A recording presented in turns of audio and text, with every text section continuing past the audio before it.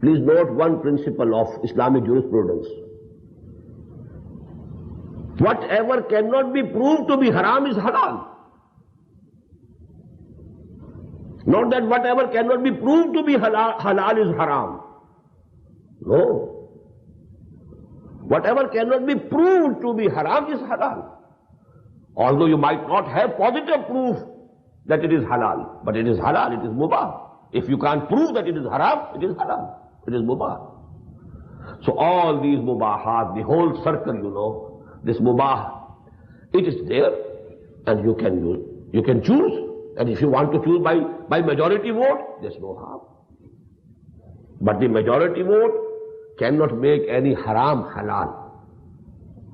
That is impossible.